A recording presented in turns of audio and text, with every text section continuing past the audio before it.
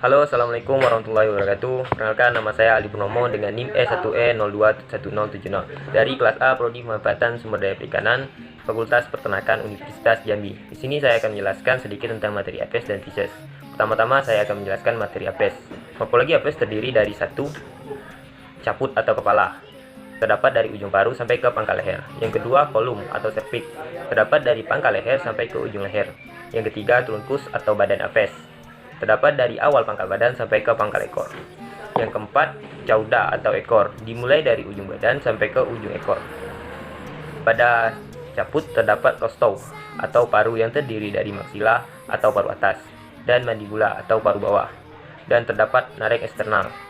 Di atas paru atau lubang hidung bagian luar baru ada organon visus atau mata yang ada porus ekositus eksternal atau lubang telinga luar.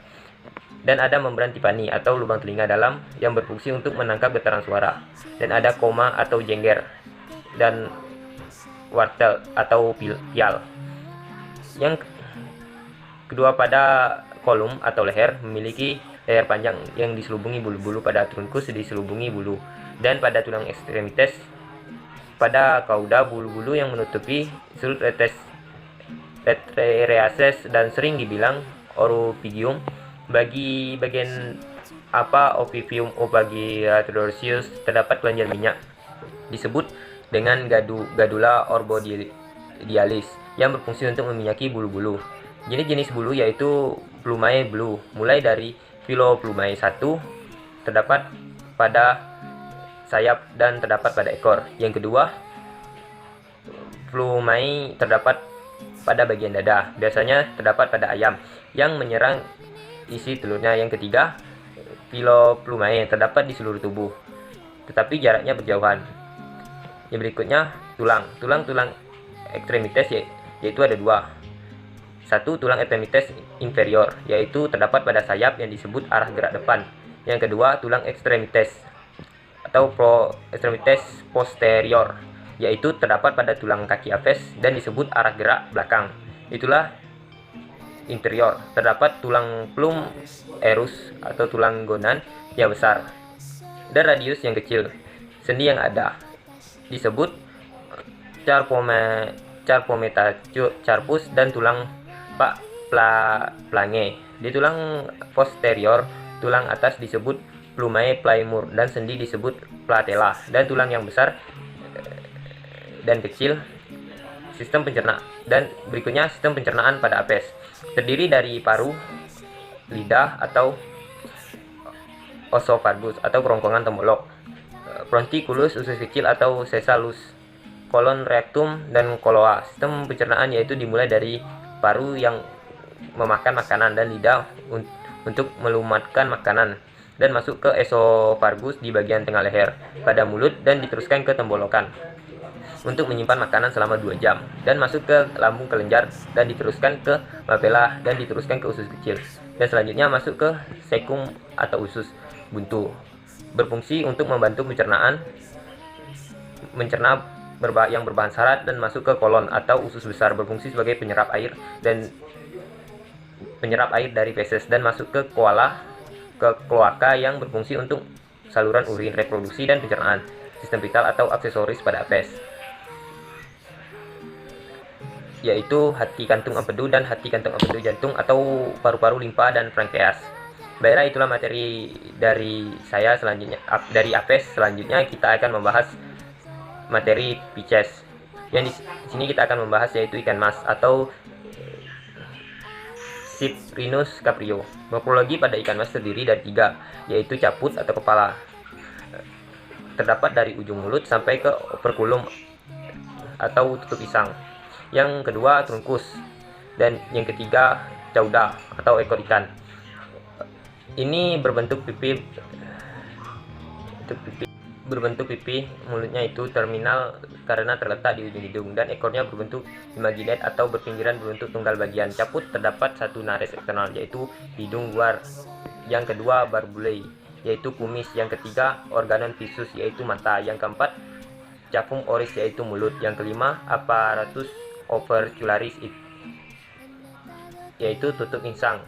Tub insang ini terbagi menjadi 4, yaitu satu free opercularae, yang kedua interior opercularis, yang ketiga subocular, yang keempat operculela. Selanjutnya badan atau trunkus terdapat 4 bagian, yaitu satu linear literaris, yang kedua scauma atau sisik, yang ketiga anus, yang keempat sirip. Berikutnya linea literaris adalah garis membujur pada kedua sisi. Pada kedua sisi trunkus mulai dari bagian pangkal kepala sampai ke pangkal ekor, atau yang sering disebut garis putus-putus yang memanjang. Fungsinya itu mengetahui perubahan tekanan air sehingga ikan mengenal kedudukannya di suatu perairan. Scauma atau sisik berfungsi untuk melindungi ikan dari predator. Sisik pada ikan mas itu berbentuk lingkaran atau sikloid. Anus berfungsi untuk alat reproduksi atau pembuangan urin dan feses.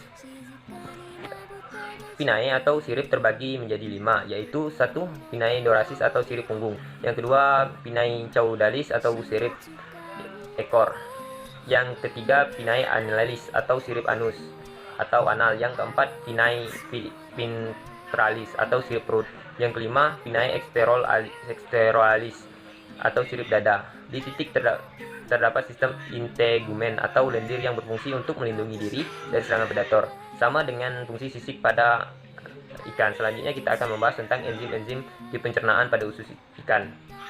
Ada tripsin, lipase, amilase.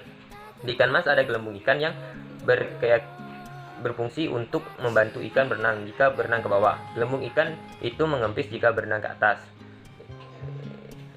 dan gelombang ikannya akan kembali seperti semula. Sistem pernapasan pada ikan terdapat 3 bagian, yaitu satu katup air yang bekerja sebagai pembantu masuk dan keluar air dari ke kerongkongan, yaitu kedua insang. Itu terdapat gigi insang dan daun-daun. Insang terdapat gigi insang ini berfungsi untuk menyaring makanan. Yang ketiga operculum atau opercularis atau tutup insang berfungsi untuk melindungi ikan dan membantu masuk keluar air. Selanjutnya kita akan membahas tentang sistem pencernaan pada ikan.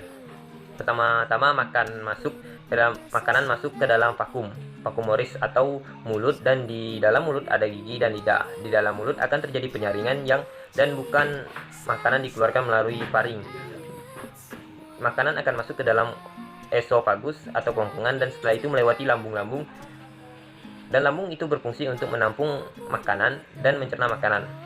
Dan setelah itu melewati pylorus batas atau reticulus dan usus leptocolus ke kelenjar dan melewati usus halus. Sebagai itu berfungsi sebagai tempat penyerapan makanan dan masuk ke usus besar, dan melewati rektum yang berfungsi tempat penyimpanan sementara dan tempat muara terakhir, dan dikeluarkan ke anus paus itu. Lebih panjang dan berbentuk dari waktu dari bentuk badan karena makanan ikan mas mengandung serat yang tinggi sehingga membutuhkan waktu pencernaan yang lama.